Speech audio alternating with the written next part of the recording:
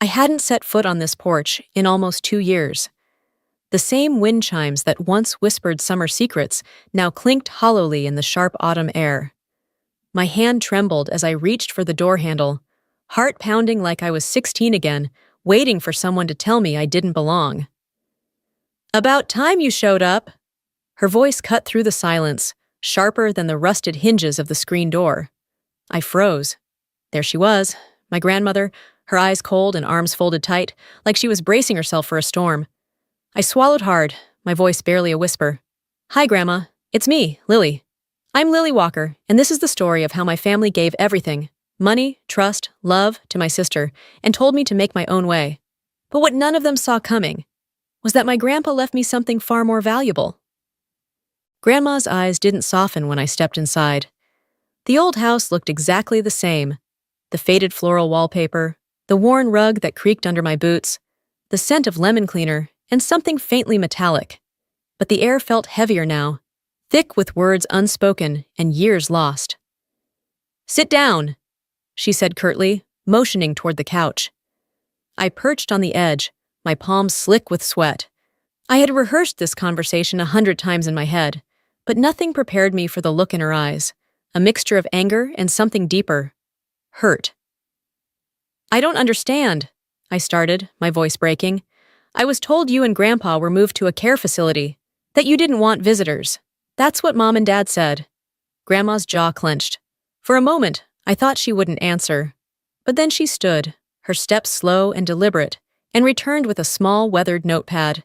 She placed it in my lap like it was something poisonous. "Your grandfather wrote down every number he tried calling. This one, he called it almost every day toward the end." I stared at the page, my heart dropping to my stomach. The handwriting was unmistakable, his careful loops and slants, familiar and comforting. But the number, not mine, not even close. This isn't my number," I whispered, shaking my head. "I've had the same one since high school." Her brows knit together, confusion flickering across her face for the first time. "They told us you changed it when you went off to college, that you didn't want to be bothered, that you were ashamed of us." "No," I breathed, standing suddenly, gripping the armrest for balance. "That's not true.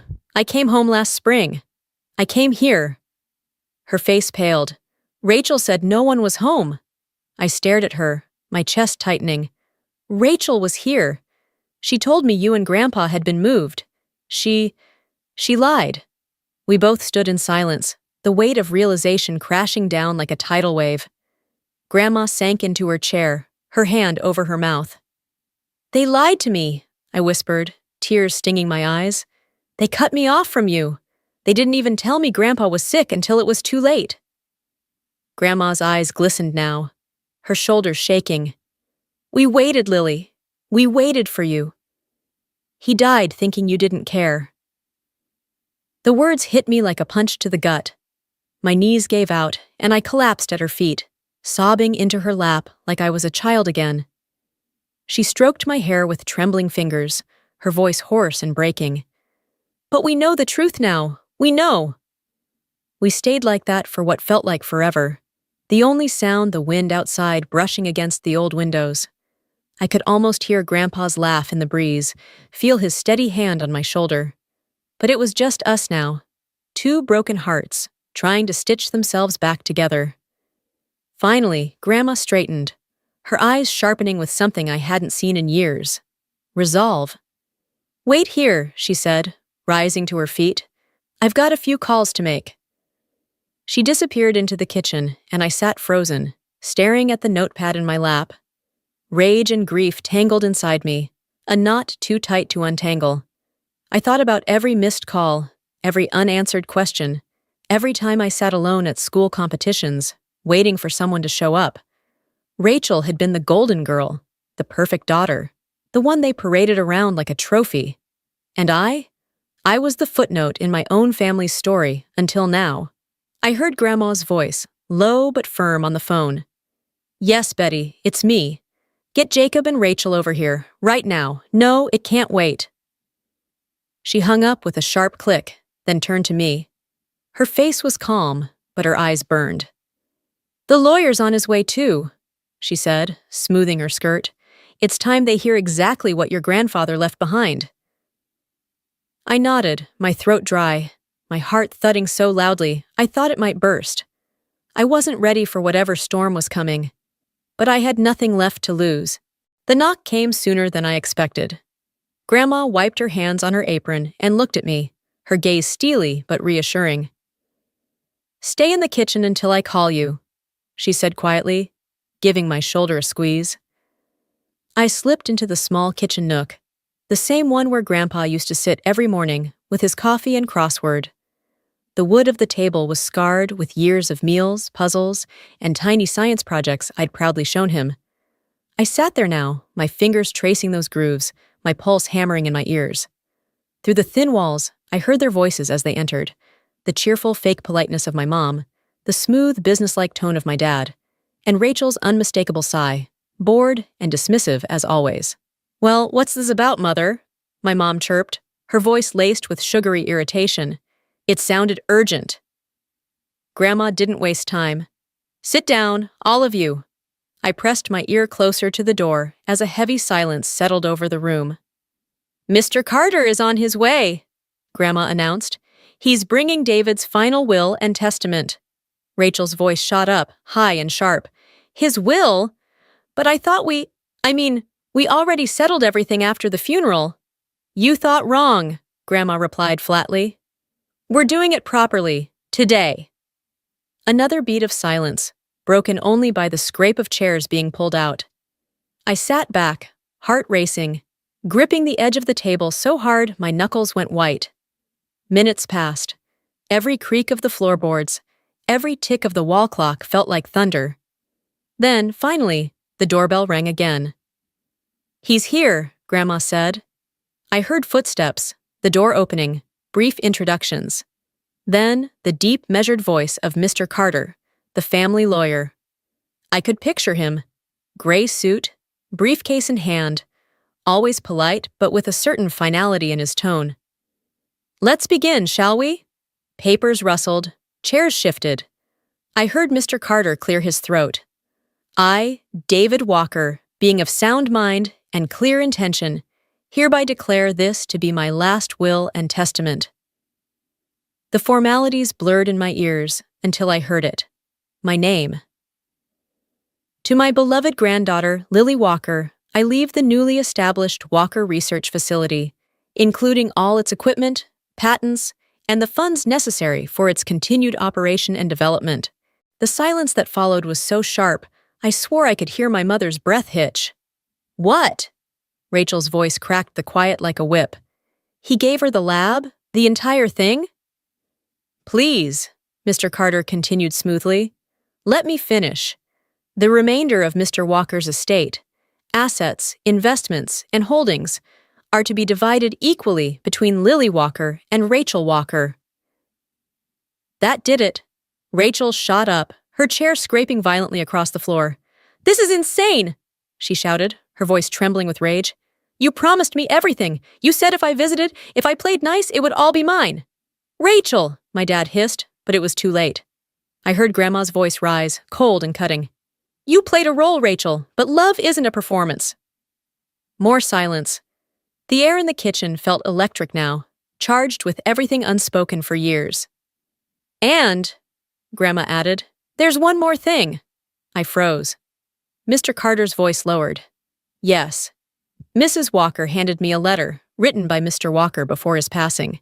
He requested that it be read aloud. I stood up instinctively, my legs shaking beneath me. This was it. The moment everything would change. I heard the envelope being opened, the crackle of paper unfolding. Then Mr. Carter began to read. "To my dearest Lily," my heart caught in my throat. "If you're hearing this, it means I'm no longer here to tell you in person how proud I am of you. I know things have been hard, harder than they ever should have been, and I'm sorry I couldn't shield you from that. But I saw you every step of the way. I saw your brilliance, your kindness, your strength. While others turned away, you kept going. You were never ordinary, Lily. You were extraordinary. And no one can take that away from you." I covered my mouth with my hand, tears streaming down my cheeks. His voice echoed in my mind, as clear as if he were sitting right beside me. "You are my legacy," Mr. Carter continued, "and I built that lab for you, so you could build a world they couldn't even imagine." The room fell into heavy silence. I stepped out of the kitchen then, my eyes still wet but my spine straight. All heads turned toward me. Mom, Dad, Rachel, faces pale, stunned into silence. Grandma met my gaze, her eyes softening for the first time that day. And just like that, I knew. This was no longer their story. It was mine now. The room stayed frozen for a long, breathless moment. Rachel's eyes were wide, her lips parted as if she were searching for the right words. But none came. My mother's face had gone rigid, like porcelain about to crack. My father sat stiff, adjusting his cufflinks, as if somehow straightening his shirt might fix the mess unraveling around him. Finally, Rachel found her voice, and it was venomous. "This is a joke!" she spat, standing so fast her chair toppled backward. "All of this. It's a sick joke. You don't deserve any of it, Lily. You weren't even here. You disappeared for years, and now you just waltz in and take half of everything? The lab? The money?" Her eyes darted to my parents, seeking backup. "You told me it was mine. You promised." I looked straight at her, feeling oddly calm now, the storm inside me finally settling into clarity. "You didn't visit Grandpa because you cared," I said quietly. "You did it because you thought there'd be a payoff. You treated his love like a transaction." Rachel's jaw tightened. Her hands clenched into fists. "Oh, and what? You think you're some kind of saint? You weren't even around. You abandoned them." I shook my head, my voice low but cutting. "I didn't abandon anyone. I was kept away. By you, by Mom and Dad. You all lied to me. I would have been here if I'd known the truth." "Enough," my mother snapped, rising to her feet, her face flushed with anger. "This isn't the time to dredge up old grievances. What matters now is family. We need to think practically. Rachel has been devoted. She's earned this." I laughed then, sharp, bitter. "Earned? You mean she earned it by manipulating a dying man? By playing perfect while you all cut me out of his life?" My dad stood, smoothing his tie like he was at a board meeting. "Lily, listen. Be reasonable. You've had every opportunity. College, scholarships, all those science camps. Do you know how much we spent on you? Now you have this lab, this facility. Isn't that enough?" I stared at him, incredulous. "You didn't pay for any of that," I said, my voice shaking with disbelief. "Grandma and Grandpa did. Every plane ticket, every piece of lab equipment, every camp tuition. You didn't spend a dime." His mouth opened, but no words came out. "Stop it!" Rachel hissed, her eyes blazing. "We're family. We're supposed to share. If you had any decency, you'd sign it over. You don't even care about this family." I looked at her for a long moment, then said softly, "No, I cared too much. That was the problem." The room was dead silent, the weight of those words settling like dust after a storm. Then Grandma stood. Her hands trembled, but her voice was like steel. "I've heard enough," she said, looking each of them dead in the eye. "You've manipulated, deceived, and twisted everything David and I built. And now, you have the nerve to stand here and demand more."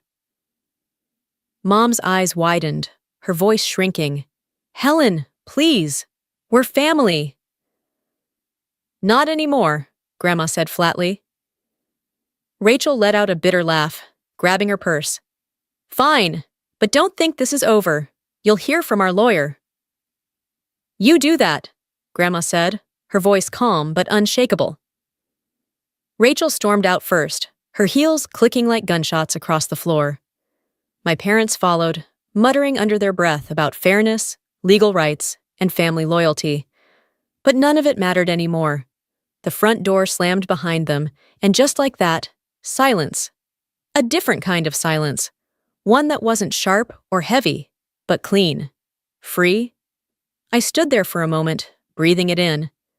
Then I turned to Grandma, who looked so tired, and yet lighter than I'd seen her in years. She reached out and took my hand. I'm proud of you, she said simply. Tears welled in my eyes, but this time they weren't from grief. Thank you, Grandma, for everything. We sat down at the kitchen table, the one Grandpa had always loved. Outside, the wind brushed through the trees, and for the first time in a long time, it didn't feel like it was carrying secrets. It felt like it was clearing them away. It's been 6 years since that day. 6 years since the front door slammed behind my parents and sister, their angry footsteps echoing off the porch like the last aftershocks of a dying storm. I haven't spoken to them since. Not a call, not a card, not a single knock on my door. Sometimes their names pop up in emails or on social media, little attempts to reconnect, to rewrite history. But I delete them all without reading. There's nothing left to say. In the beginning, the silence felt strange, like a phantom limb. There were moments I'd catch myself reaching for my phone after good news, about to text my mom, before stopping short. I had to relearn what family meant, what support really looked like. And I found it. Not in the people who shared my blood, but in those who shared my vision, my work, and my heart. The lab Grandpa left me, the place he built with so much hope, became my sanctuary. What started as a modest research center blossomed into something far greater than I could have imagined. We named it the Walker Innovation Center, and it's now a leading force in sustainable agriculture across the state. We've developed new irrigation systems, climate-resistant crops, and eco-friendly pest controls that are changing the way farmers work and live. I've seen lives transformed, small family farms saved from bankruptcy because of the technology we introduced, whole communities revitalized with green projects we helped design.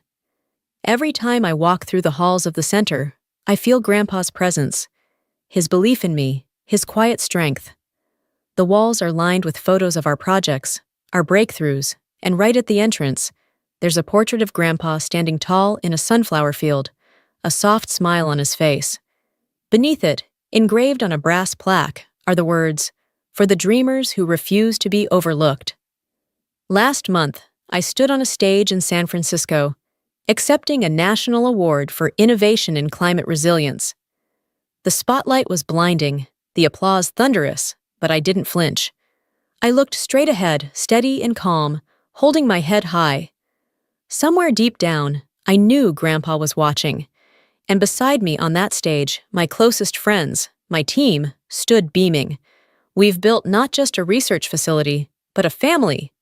One rooted in respect, hard work, and unwavering belief in one another. Sometimes, late at night when the lab is quiet, I walk into the library, the same room where Grandpa kept all his old science books, and I sit by the window, thinking back to where it all began. A few weeks ago, while reorganizing the shelves, I found something tucked inside a battered copy of The Nature of Things. It was a photograph, faded and creased, but instantly familiar. In it, I'm maybe 8 years old, crouched in the tall grass behind the barn, holding a magnifying glass up to a beetle on a leaf. Grandpa is beside me, pointing to something just out of frame, both of us smiling like we'd uncovered a secret the world hadn't seen yet. On the back, in his unmistakable handwriting, are the words, "My little scientist will change the world someday." I sat there holding that photo for a long time, tears pooling in my eyes, but my heart full, because now I know he was right. I think a lot about legacy these days, what we leave behind when we're gone. For so long, I thought my legacy had to be something loud, something shiny to prove I mattered. But Grandpa taught me that true legacy isn't built on noise or approval. It's built on quiet moments of integrity, on the choices we make when no one's watching, on the people we lift up along the way. For years, I let their voices drown out my own. I shrank myself to fit into a mold that was never made for me. But not anymore. Now, I live my life on my own terms, my own dreams, my own strength. The best part? I'm no longer chasing love that's conditional or approval that's hollow. I've learned to stand in my own light, and it's enough, more than enough. Every day, I honor the man who saw me for exactly who I was, and who made sure the world would have to see it too. And if I ever doubt myself, I only have to look at that photo. That little girl in the grass, eyes bright with wonder, fearless and free. I owe it to her, and to Grandpa, to keep going, to keep shining, because she was always enough. And now I finally believe it too.